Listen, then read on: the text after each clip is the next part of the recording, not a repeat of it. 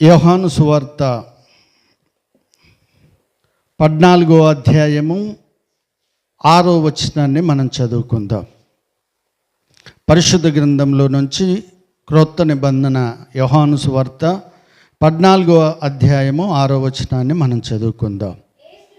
యేసు నేనే మార్గమును సత్యమును జీవమును, నా ద్వారానే తప్ప ఎవడును తండ్రి యొద్దకు రాడు. హల్లెలూయా, హల్లెలూయా. నేటి వాక్య పరిచర్య నిమిత్తమై నేనే మార్గము, నేనే సత్యము, నేనే జీవం అన్న దేవుని వాక్కును, ఆ వాక్య పరిచర్యను మనము వివరించుకుందాం. పరిశుద్ధాత్మ దేవుడు మనందరితో మాట్లాడున్నట్లుగా మనం ప్రార్థన చేద్దాం. హల్లెలూయా, హల్లెలూయా.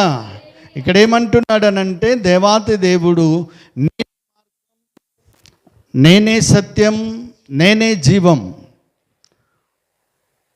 I am way, I am truth, I am life. అంటే నేనే మార్గం, నేనే సత్యము, నేనే జీవమునని చెప్పే అటువంటి దేవాతి దేవుని వాక్కు మనకి ఇలాగూ సెలవిస్తుంది. హల్లెలూయా. యేసే మార్గము అని అంటే ఏంటంటే ప్రియులారా, యేసు క్రీస్తే మనకు మార్గమాట. ఎవరు మార్గమాట అండి? యేసు క్రీస్తు ప్రభుల వారే మనకు మార్గం. మార్గాలు, చాలా మార్గాలు ఉంటాయండి. ఏమేం మార్గాలు ఉంటాయి? మన యవ్వన దశకు వచ్చేసరికి ఒక మార్గాన్ని ఎంచుకుంటాం. నువ్వేం చదవాలన్నా, ఏ వృత్తి చేయాలన్నా, ఏ పని చేయాలన్నా కూడా ఒక మార్గం అనేది ఉంటుంది. అది కుట్టు మిషనే కావచ్చు, అది మేస్త్రి పనే కావచ్చు, వడ్రంగి పనే కావచ్చు, ఇంకా డ్రైవింగ్ నేర్చుకోవడమే కావచ్చు, విద్య కావచ్చు, వ్యాపారమే కావచ్చు, వివిధ రంగాలు ఏదైనా కూడా కావచ్చు అండి. అది మార్గాన్ని మనకు తెలియజేస్తుంది. హల్లెలూయా, అవునా కదండి? మనం మార్గం తెలియజేస్తుంది. కానీ యేసు మార్గము అనేది ఒకటి ఉందని ఆయన సెలవిస్తున్నాడు. ఏమంటున్నాడు యేసయ్య?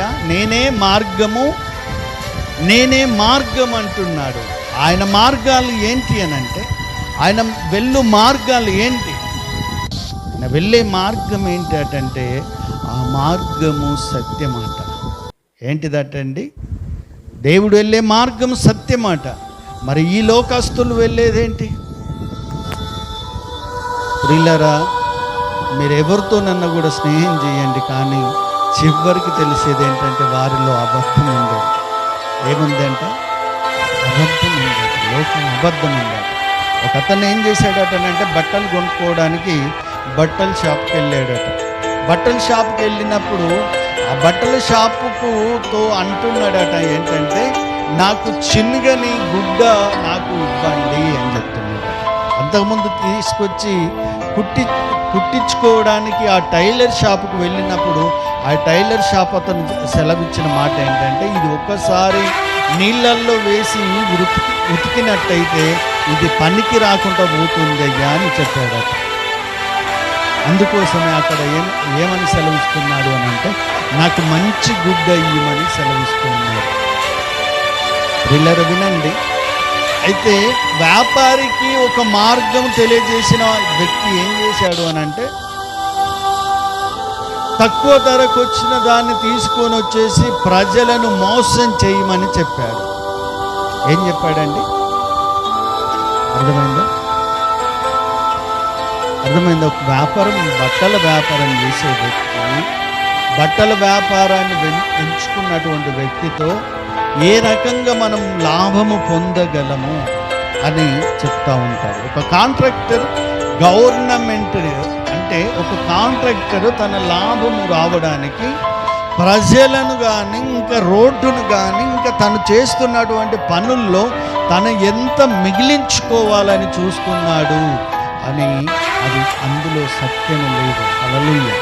వ్యాపారంలో సత్యం ఉందా? లేదు. వ్యాపారంలో సత్యం లేదు, ఒక కాంట్రాక్ట్లో సత్యం లేదు, ఇంకా మనిషి జీవితంలో కూడా నమ్మకం లేని సత్యం లేనటువంటి జీవితాలు ఉన్నాయి. అందుకే దేవుడు ఏమని చెప్తున్నాడు అని అంటే, నేనే మార్గము. ఆ మార్గం ఏంటిది అని అంటే సత్యం. ఆ సత్యము గుండా వెళితే అదే జీవమై ఉంటుందట. హల్లెలూయా, హల్లెలూయా. జీవం అంటే ఏంటంటే లైఫ్. అరే బాబు, చెడిపోయిన తర్వాత ఏమంటారు అంటే, నువ్వు ఎంచుకున్నటువంటి మార్గము సరైనది కాదు. ఇప్పుడు పిల్లలు 12వ తరగతి అయిపోయింది అని అంటే వారి జీవితానికి సరిపడేటువంటి ఒక గ్రూప్, అంటే వారు ఒక మార్గాన్ని వాళ్ళు ఎంచుకుంటారు. అవునా కదా? పెళ్ళైన తర్వాత కూడా నువ్వేం పని చెయ్యాలో, ఇప్పటి వరకు ఏం చేసావో ఏమో గతం గత, కానీ ఇప్పుడు ఏం చెయ్యాలనేది ఒక మార్గాన్ని ఎంచుకుంటాం.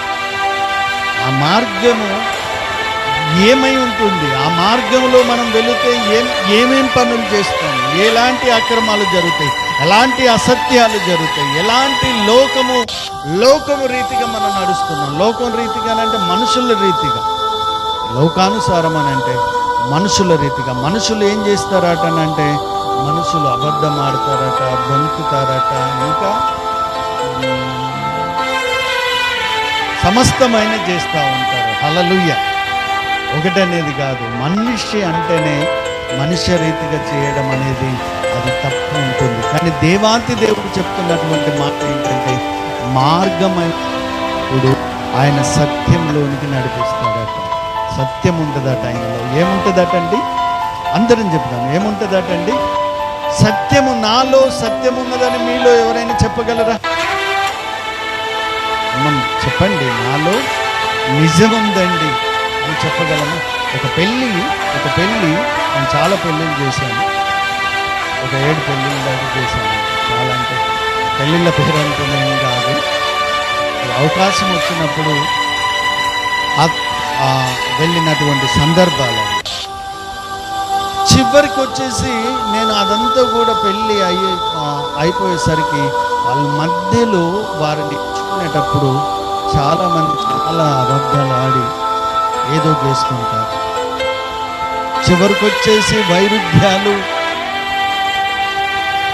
గొడవలు, పంచాయతీలు ఎందుకు ఉన్నాయనంటే, మొదటిగా నువ్వు ఎంచుకున్న మార్గం కరెక్ట్ అయిన సత్యమైనది కాదండి. ఎందుకనంటే అబద్ధాలాడి పెళ్లి చేయాలి, అది తప్పండి. ఎవరు చెప్పారో కానీ చాలా తప్పు. యేసుక్రీస్తు ఏమంటున్నాడు అని అంటే, నేనే మార్గం, నేనే సత్యము, నేనే జీవం. హల్లెలూయా. నమ్మిన వారంతా కూడా హల్లెలూయా చెప్దాం, గట్టిగా చెప్దామండి. హల్లెలూయా, హల్లెలూయా. అయితే యేసుక్రీస్తు ఏమని చెప్తున్నాడు అని అంటే, మనకి ఎందుకు ఈ లోక సకల జనులు చేస్తున్నటువంటి పాపాలు, ద్రోహాలు, అబద్ధాలు అవన్నీ కూడా గమనిస్తూ ఈ లోకానికి వచ్చాడండి. ఈ లోకానికి వచ్చి వారిని మంచి మార్గంలో నడపాలి. ఏ మార్గంలో నడపాలండి? మంచి మార్గంలో నడపాలని యేసుక్రీస్తు ప్రభుల వారు ఈ భూమి మీదకి వచ్చాడు. ఆయన వచ్చి ఏమంటున్నాడు అని అంటే, యోహాను సువార్త 17 అధ్యాయము 17వ వచనాన్ని మనం ఒకసారి చూద్దాం.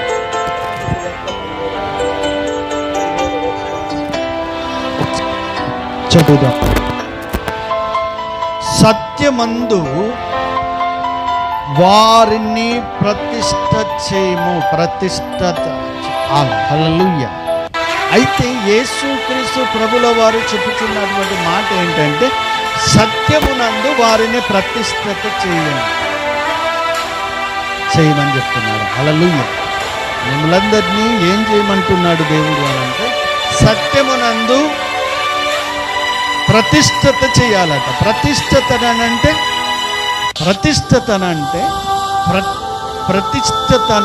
ఏర్పాటు చేయడము, మార్గాన్ని తెలపడము. హల్లెలూయా. ప్రతిష్ఠత ఒక ప్రతిష్ఠించడం, దాన్ని నిలబెట్టడం. అయితే ఆ నిలబెట్టే విధానం ఏంటిదేనంటే, సత్యమునందు ఉండాలంట, సత్యములో ఉండాలంట. ఏమని చెప్తున్నాడు ఈ దేవుని వాక్యము? దేవుడు ఏమని చెప్తున్నాడంటే, సత్యమునందు వారిని ప్రతిష్ఠితులుగా చెయ్యండి. హల్లెలూయా, హల్లెలూయా. అందరం గట్టి చెప్తామండి, హల్లెలూయా. సత్యమునందు, ఇంకా అబద్ధాలలోనికి వెళ్ళొద్దు, అసత్యములోనికి వెళ్ళొద్దు. వారు ఒక సత్యములోనే వారు ఉండేటట్టుగా వారిని ప్రతిష్ఠత చేయమని దేవుని వాక్యం మనకు సెలవిస్తుంది. హల్లెలూయా. గలతీ సంఘానికి దేవుడు రాస్తూ ఒక మాట రాస్తున్నాడండి. గలతీ పత్రిక 5వ అధ్యాయము 1వ వచనం ఏమంటుంది అని అంటే, ఈ స్వాతంత్రము మనకు అనుగ్రహించబడి, గలతీ పత్రిక, ఈ స్వాతంత్రము అనుగ్రహించి క్రీస్తు మనలను స్వతంత్రులుగా చేసి ఉన్నాడు. ఇక్కడ వినండి, హల్లెలూయా. ఈ స్వాతంత్రం, ఏ స్వాతంత్రము? స్వాతంత్రం అంటే ఏంటిదండి? విమోచన. అక్కడ ఉన్న ప్రజలు కూడా అంటున్నారట, మేము అబ్రహాము పిల్లలము, మేము ఎవరికి దగ్గర మేము దాసత్యము లేము. అంటే మేము ఎవరి కింద దాసత్యము లేము అని మాట్లాడుతున్నారట. కానీ ఇక్కడ ప్రభు వాక్కు మనకు సెలవిస్తున్న మాట ఏంటంటే, ఈ స్వాతంత్రము మనకు క్రీస్తు మనకు అనుగ్రహించినది స్వతంత్రులుగా చేయనట్టు. స్వాతంత్ర దినోత్సవం జరుపుకుంటాము. ఎందుకు జరుపుకుంటామండి? మనము వేరే దేశం నుంచి, బానిసత్వం నుంచి విడిపించబడ్డాము. అర్థమైందా? అంటే ఫ్రీడమ్, మనకు ఫ్రీగా ఉంది. ఎవరికి అచ్చిలేము, అంటే ఎవరికి బాకీ లేము, ఎవరి దగ్గర మనం రుణపడి లేము, ఎవరికి దాసత్వం కలిగి లేము, ఎవరికి జీతము మనము లేము. హల్లెలూయా, హల్లెలూయా. ఏమంటున్నాడు? ఇటువంటి స్వాతంత్రాన్ని దేవుడు మనకు అనుగ్రహించాడట. ఎటువంటి స్వాతంత్రాన్ని మనకు దేవుడు అనుగ్రహించాడు ప్రియులారా? స్వతంత్రులుగా ఉండడానికి అనుగ్రహించాడు. నీ పాపమునంతా కూడా తీసివేశాడు. నీ అబద్ధాన్ని తొలగించాడు. నీ యొక్క ప్రతి అపవాద క్రియలన్నింటినీ కూడా ఆయన మరణించి శిలువలో జయశీలుడిగా లేచాడు. నమ్మిన వారంతా కూడా ఇది హల్లెలూయా చెప్తామండి. హల్లెలూయా. నువ్వు వచ్చి లేవు ఇంకా. ఎందుకు అనంటే, నీ బదులుగా దేవుడు ప్రతిదీ సమర్పించి ప్రైజ్ ది లార్డ్. హల్లెలూయా. అందుకే మనం స్వతంత్రులుగా చేసి ఉన్నాడు. మనం స్వతంత్రులుగా ఉన్నాము అనంటే యేసుక్రీస్తే మనకి ఈ స్వాతంత్రాన్ని మనకు అనుగ్రహించాలి. స్వాతంత్రం రావడానికి ఎన్ని ప్రాణాలు కోల్పోయారో తెలుసా? తెలంగాణ రావడానికి తెలంగాణ ప్రజలు ఎన్ని ప్రాణాలు కోల్పోయారో తెలుసు మీకు. ఈ జనరేషన్లో మనం చూసి ఉన్నాం. కానీ తెలంగాణ మామూలుగా రాలేదండి. అయితే మనకు జీవము రావాలి, మనకు పునరుద్ధరణ అంటే పునర్జన్మ మనకు దేవుడు ప్రసాదించాలి అని అంటే, మనకు బదులుగా ఒకరు చనిపోవాలి. ఆయనే యేసు క్రీస్తు ప్రభువు వారు. నమ్మిన వారంతా కూడా హల్లెలూయా చెప్తాము. హల్లెలూయా. మన కోసము మన జీతాన్ని ఆయన అప్పగించాడు. ఏ జీతం అండి? పాపాల నిమిత్తమై నలగొట్టబడ్డాడు. పాపం నిమిత్తమై ఉమ్మివేయబడ్డాడు. పాపం నిమిత్తమై ఈడ్చివేయబడ్డాడు. పాపం నిమిత్తమై వెలివేయబడ్డాడు. దూషణ, నిందలు, నిట్టూర్పులు, ఉపవాసాలున్నాడు, ఆగారాలు చేశాడు. ఎంతో మన నిమిత్తమై, నా నిమిత్తమై. ఎందుకు అనంటే ఈ స్వాతంత్రము మనకు అనుగ్రహించాడు. ఏ స్వాతంత్రము? నువ్వు సత్యములో ఉండడానికి. కానీ మనం సత్యములో నడుస్తున్నామా? అర్థమైందా? హల్లెలూయా. నేను అనుకున్నాను, నమ్మడం అయితే చాలా రోజులైంది దేవుని నమ్మడం. ఆదివారం ఆరాధన పోతున్నాను, ప్రభురాత్రి భోజనం చేసుకుంటున్నాను, పాస్ గారితో సువార్తకు వెళ్తున్నాను. 1999లో హైదరాబాద్ ఎవరు ఎవరు కూడా లేదు. పెట్టబట్టుకొని ములుగులో బస్సు ఎక్కాను. ములుగులో కాదండి, మా ఊర్లోనే 5:30కి ఉదయం. హైదరాబాద్కి వెళ్ళేసరికి తెల్లవారింది.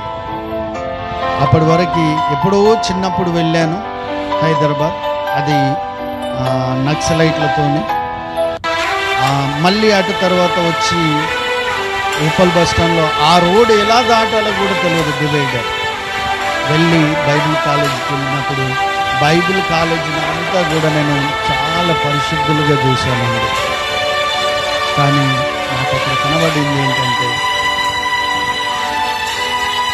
వాళ్ళలో నుంచి ఆ 2 సంవత్సరాలు ఆ తర్పీదు వెళ్ళి 3వ సంవత్సరం తర్పీదు ప్రాక్టికల్కు వెళుతున్న సమయంలో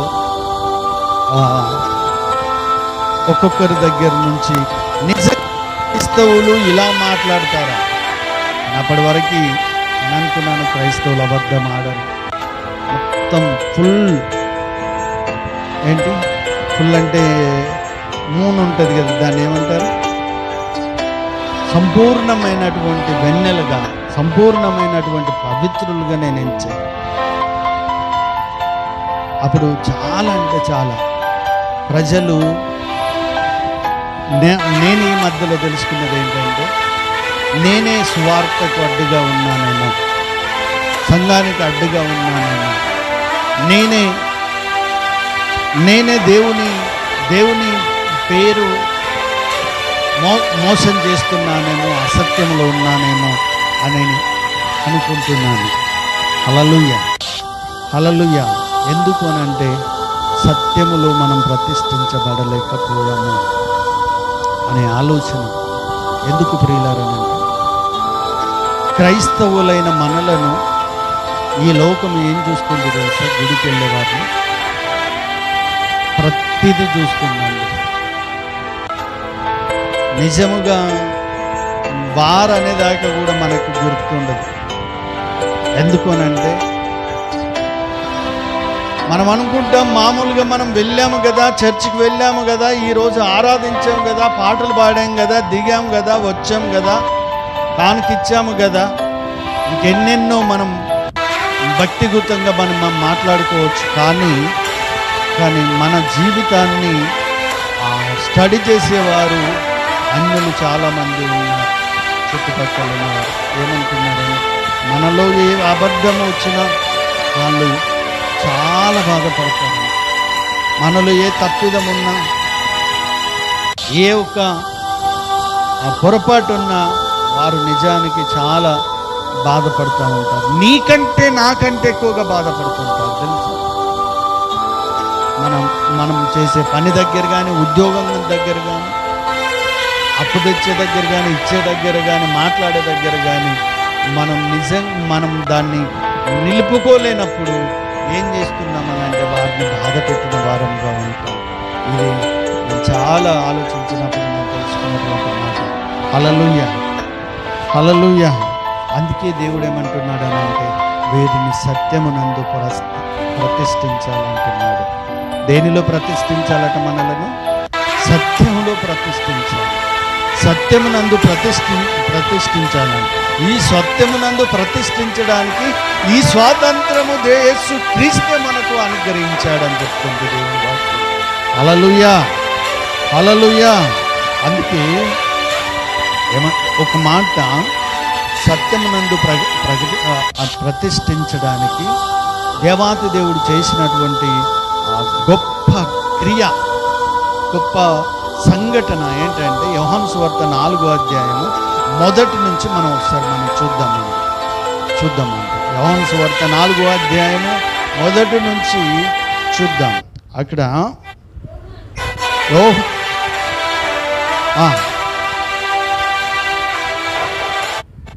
యోహాను కంటే యేసే ఎక్కువ మంది శిష్యులను చేసుకొని వారికి బాప్తిస్మము ఇచ్చుచున్న సంగతి పరిసయ్యులు వినిరని ప్రభువుకు తెలిసినప్పుడు ఆయన యూదయ దేశము విడిచి గలిలయ దేశమునకు తిరిగి వెళ్ళెను.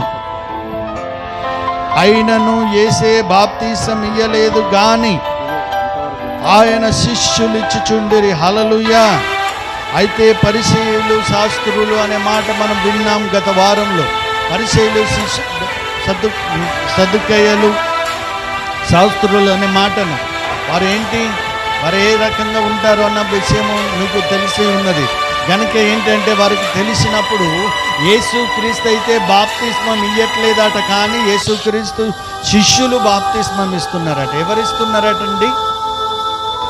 యేసుక్రీస్తు శిష్యులు బాప్తిస్మం ఇస్తే ఆ విషయము యోహాను అంటే బాప్తిస్మం ఇచ్చి యోహాను కంటే ఎక్కువ మంది శిష్యులు యేసుక్రీస్తుకు అయ్యారని తెలిసి ఎవరికి తెలిసిందట? అక్కడ పరిసయ్యులకు శాస్త్రులకు తెలిసిందట. హల్లెలూయా. అప్పుడు ఆయన ఏం చేశాడనంటే గలిలయ దేశమునకు తిరిగి వెళ్ళాడు. యూదయ దేశము విడిచి, యూదా దేశము విడిచి ఏమెళ్ళాడు? గలిలయ దేశానికి ఆయన వెళ్ళినట్టుగా మనం చూస్తూ ఉన్నాము. హల్లెలూయా. అందరం గట్టి చెప్దామండి హల్లెలూయా, హల్లెలూయా. అక్కడ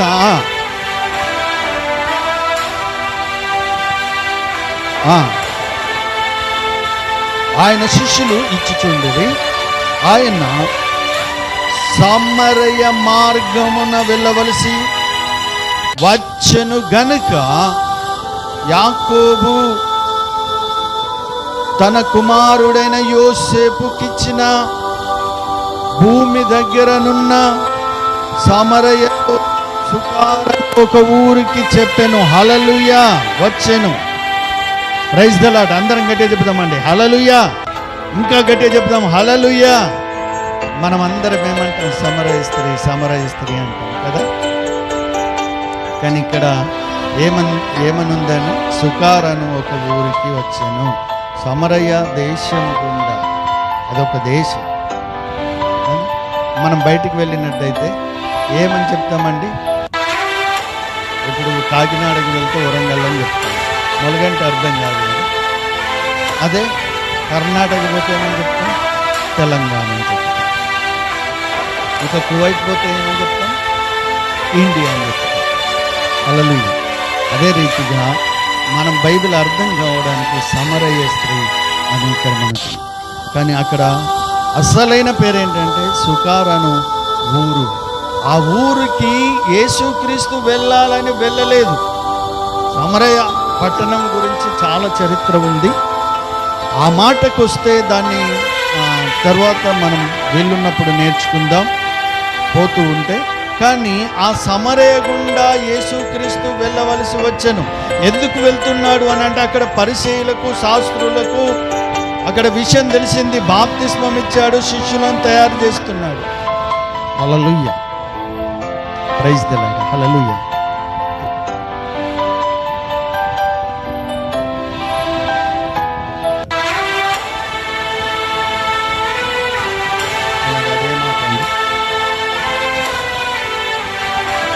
చాలా అడుగుతాడు, చంపుతాడు. పోయి ఆయన ముందే నా పెట్రోల్ అయిపోయింది. హల్లెలూయా. దేవునికి మహిమ కలిగింది గాక. హల్లెలూయా.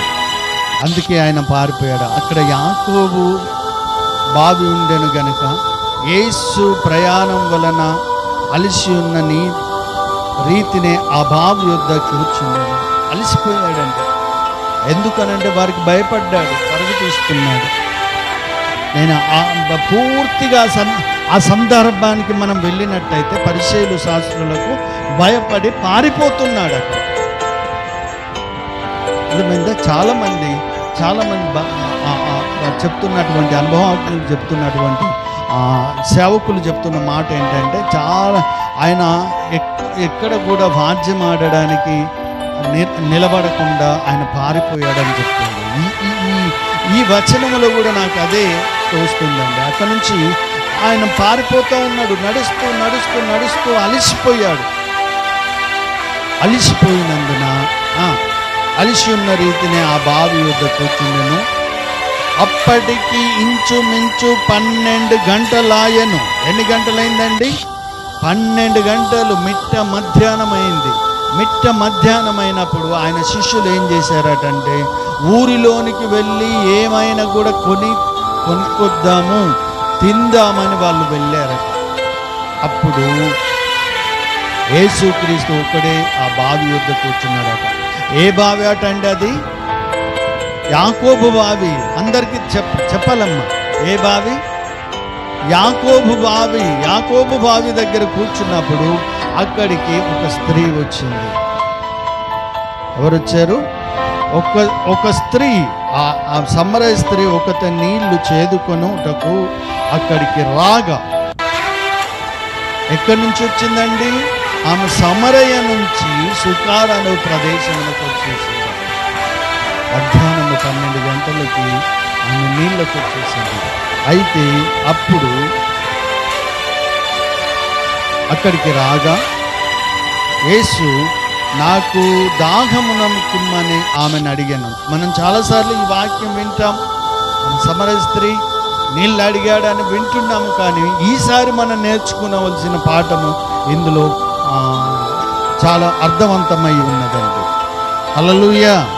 ఆయన శిష్యులు ఆహారం కొనుటకు ఊరిలోకి వెళ్ళి ఉండిరి. ఆ సమరయ స్త్రీ, యూదుడవైన నీవు సమరయ స్త్రీనైన నన్ను దాహమునకిమ్మని ఎలాగూ అడుగుచున్నావని ఆయనతో చెప్పాను. హల్లెలూయా. ఇక్కడ వీళ్ళిద్దరి మధ్యలో ఏమైతుంది అని అంటే, ఇక్కడ తర్కం జరుగుతుందన్నమాట. బావి దగ్గర యేసయ్య కూర్చున్నాడండి. వింటున్నారమ్మా? ఎక్కడ కూర్చున్నాడు? బావి దగ్గర కూర్చున్నాడు. ఏ దేశం నుంచి స్త్రీ వచ్చింది చెప్పాలండి? సమరయ దేశం నుంచి స్త్రీ వచ్చింది. ఇప్పుడు ఏమంటున్నాడు ఈయన? యూదయ దేశం నుంచి ఎక్కడికి వెళ్తున్నాడు? గలిలయకు వెళుతున్నాడు యేసయ్య. గలిలయకు వెళ్ళేటప్పుడు సమరయ గుండా వచ్చేసాడు. అయితే ఇప్పుడు సమరయకును యూదులకు అసలు లేదు, అంటరానితనముగా చూసేటువంటి వారు. మనం గతంలో చూసుకున్నామా? సమరయులను ఏ రకంగా చూశారటండి? కుక్కలుగా చూశారట. ఎలా చూశారట? కుక్కలుగా చూశారట. హల్లెలూయా, హల్లెలూయా. ఇప్పుడు ఏమంటున్నాడు అనంటే, అమ్మ నాకు దాహం ఇమ్మని అడుగుచున్నావు, కానీ నువ్వు యూదుడవైన నీవు సమరయ స్త్రీని, సమరయులైన మమ్మల్ని ఎందుకు అడుగుచున్నావు అని ఆమె అంటున్నాడు. ప్రియులారా, హల్లెలూయా. ఇక్కడ వీరి మధ్యలో వాదం జరుగుతుందండి. ఇంకా కిందికి చదవండి అమ్మా.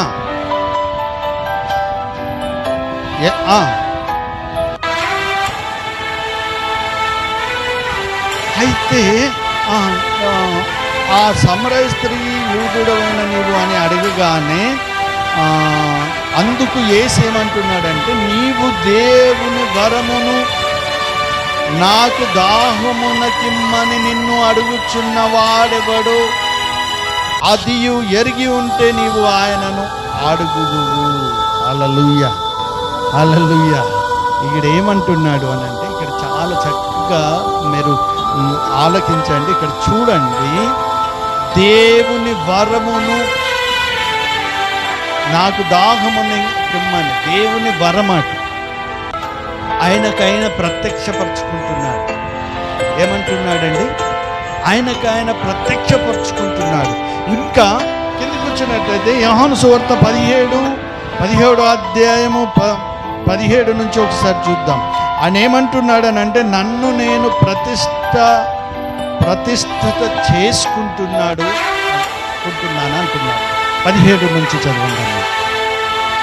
17వ అధ్యాయం 17 వచ్చి, సత్యమునందు వారిని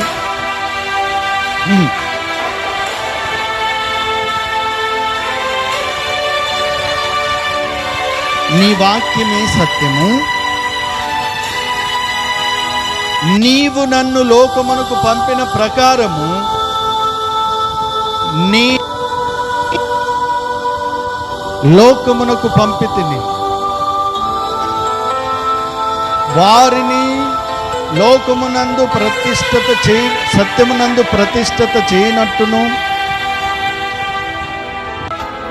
వారి కొరకై నేను ప్రతిష్ఠత చేసుకొనుచున్నాను. హల్లెలూయా. ఎవరి కొరకై? లోకములోనికి ఆయన వచ్చాడు కనుక వారి కొరకై ఆయన ప్రతిష్ఠత చేసుకుంటున్నాడా? ఇక్కడ సమరయ స్త్రీతో ఏమంటున్నాడు అని అంటే, నేను దేవుని వరమును అని చెప్తున్నాడు. ఎవరి వరమాట అయినా?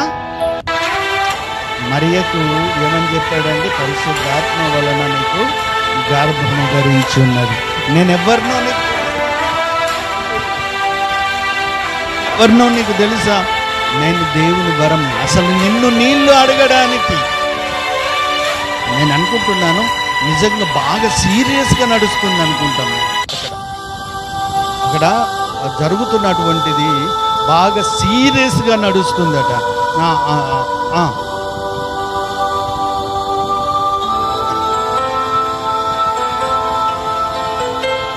అసలు నిన్ను అడుగుచున్న వాడు ఎవడో నీకు తెలిస్తే నువ్వు ఈ మాట అననే అనవు.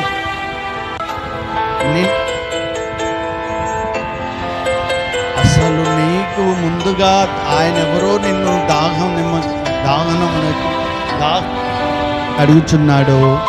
అదే నీకు తెలిస్తే ముందు అడుగు, నీకు జీవజలమును దేవుడిచ్చును అని అక్కడ చెప్తున్నాడు. ప్రియులారా, అప్పుడు ఆమె ఏమంటుంది అంటే, నీవు జీవజలం ఇచ్చునని ఆమెతో చెప్పాను. అప్పుడు ఆ స్త్రీ, అయ్యా ఈ బావి లోతైనది, చేదుకున్నటకు నీకేమీ లేదే, ఇంకా అక్కడ నీళ్ళ దగ్గరే ఉంది. ఆయన ఏం చెప్తున్నాడు అని అంటే, ఆయన ప్రతిష్ట. ఇప్పుడు నా బాధ నేను చెప్తే మీ బాధ మీరు ఆలోచిస్తున్నారా అని కొన్నిసార్లు దైవ రూపాన్ని సెలవిస్తుంటే ఆమె నీళ్ళ గురించి ఆలోచిస్తుంది. నేను అనుకుంటాను చాలామంది నువ్వు ప్రార్థన చేయట్లేదు అని ఇంట్లో చిన్న చిన్న గొడవలు అవుతూ ఉంటాయి. అది ప్రతి వారి. కాని వాళ్ళ ఇల్లు చాలా ధన్యమైనది, అయిన వారి ఇల్లు కూడా ధన్యమైనది. హల్లెలూయా. ఎందుకనంటే అనుకుంటాము, నిజానికి చాలామంది ప్రార్థన చేసేటప్పుడు ఎక్కువగా ఏం ప్రార్థన చేస్తారండి? మిమ్మల్ని అందరిని అడుగుతాను, ఏం ప్రార్థన చేస్తారు? సత్యమునందు దేవుడు నువ్వు అన్నాడు కదా, మనలో సత్యమే చెప్తాను. ఏం ప్రార్థన చేస్తాను?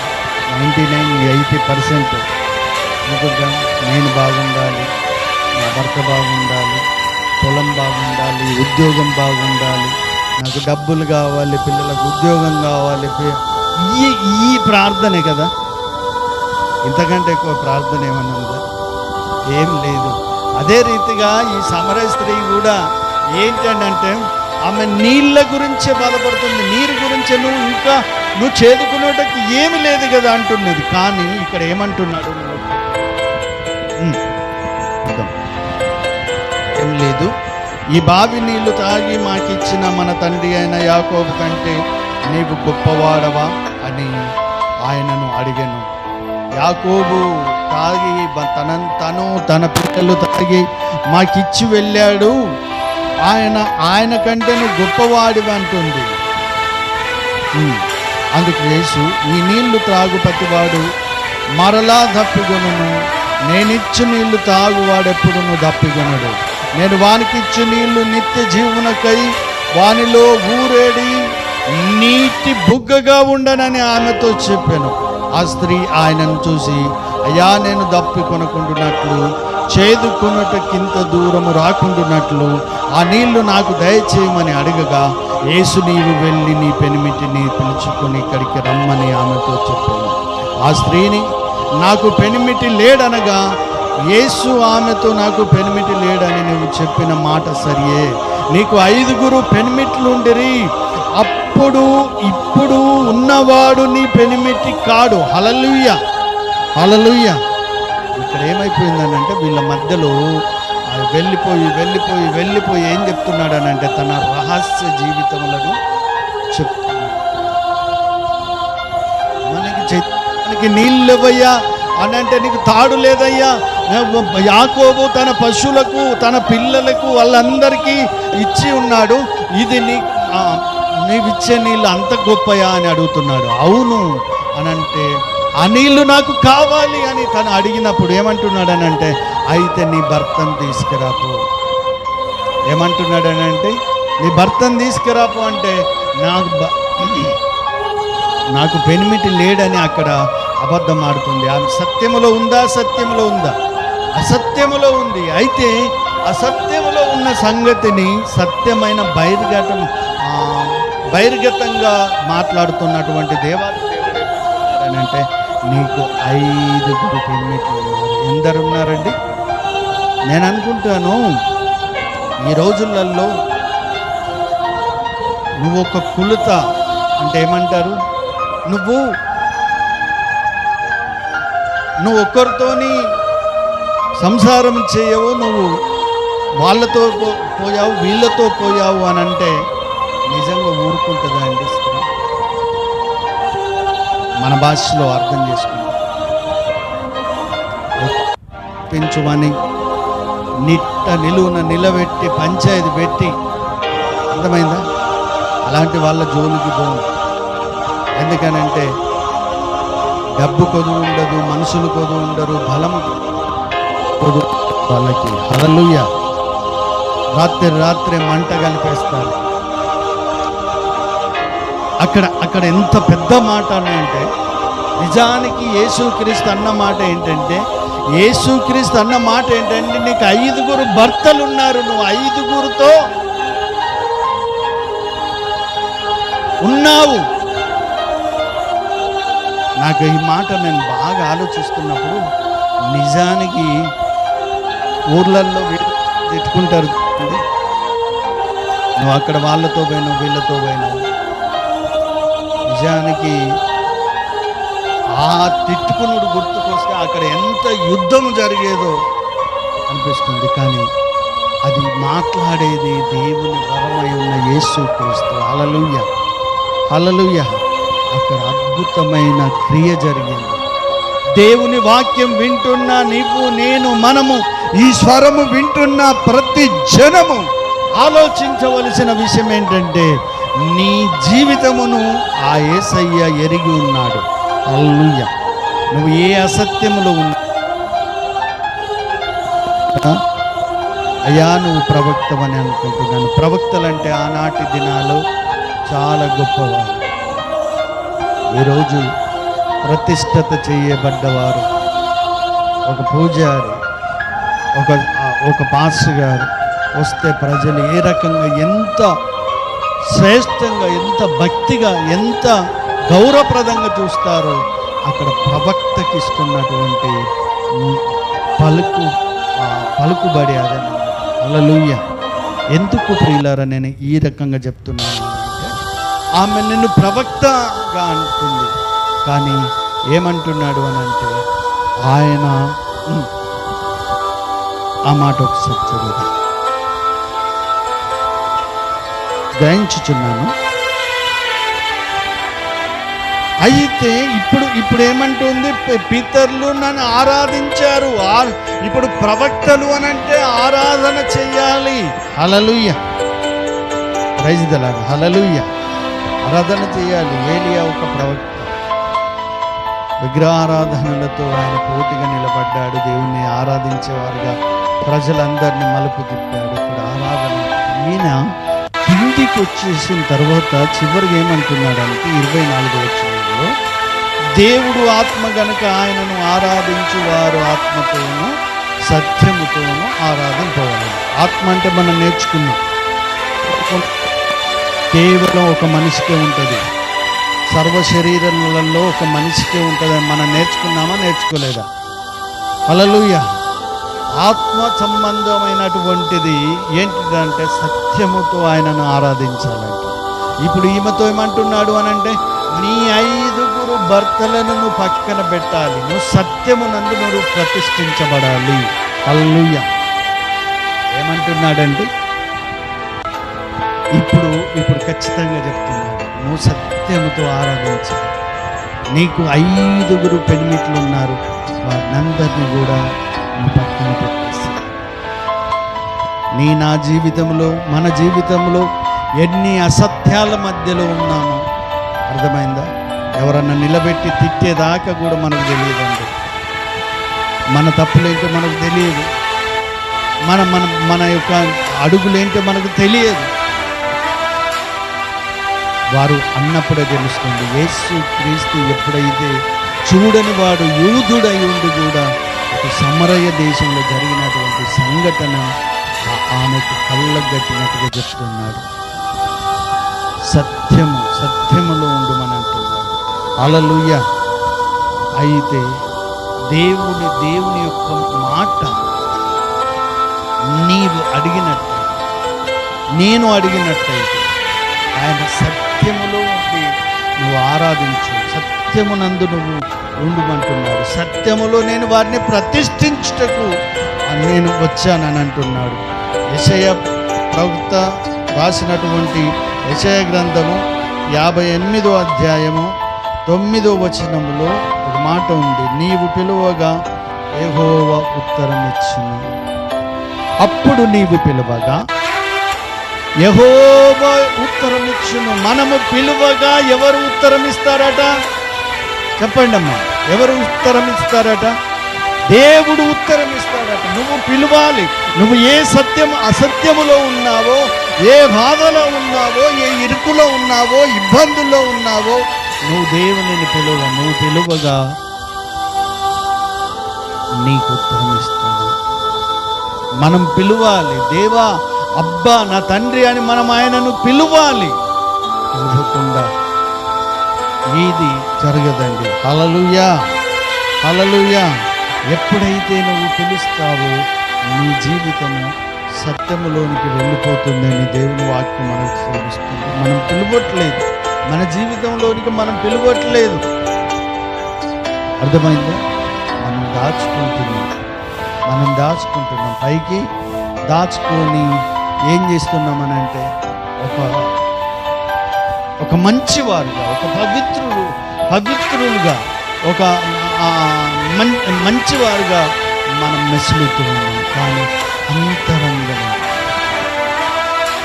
అంతరంగంలో ఉన్నటువంటి పాపములను దేవుడు చూసేటువంటి పై రూపాలు మనుషులు చూస్తారేమో, కానీ హృదయంతరంగము దేవుడు చూస్తాడు.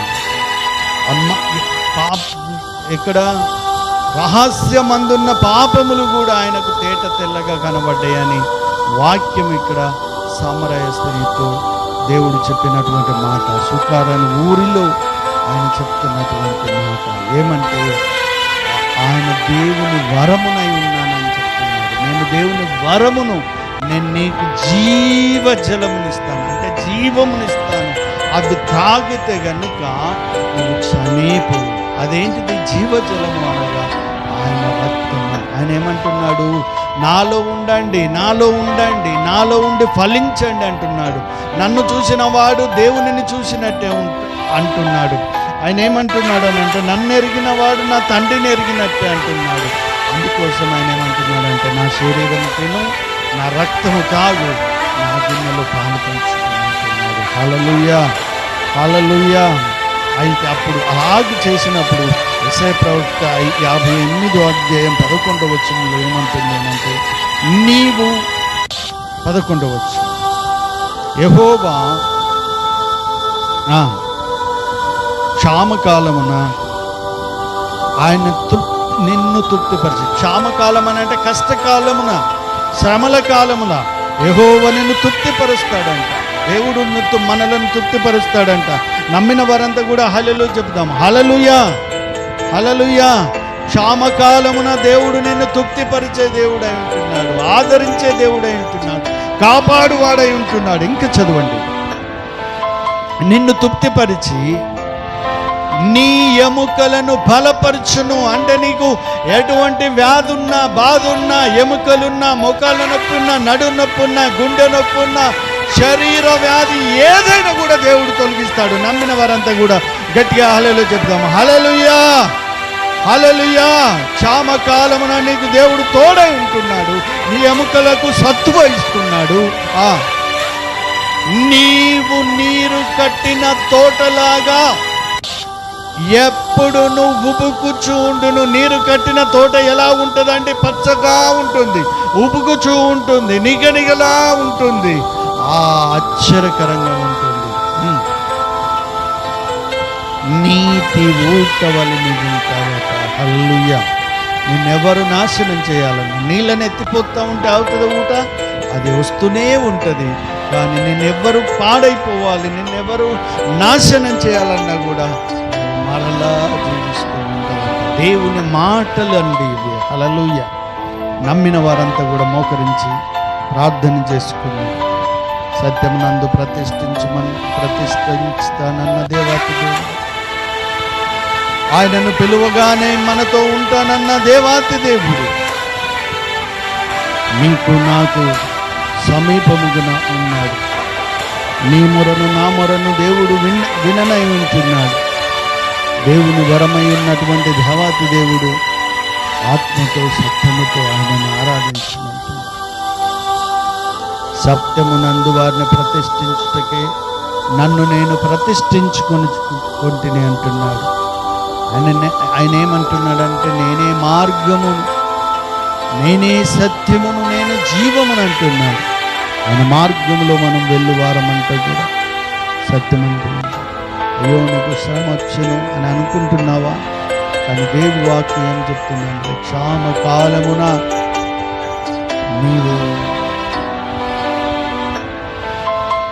నేను నీకు తోడై ఉంటానంటున్నాడు. క్షామకాలం నీ ఎముకలకు సత్వనిస్తానంటున్నాడు. నువ్వు భయపడకు.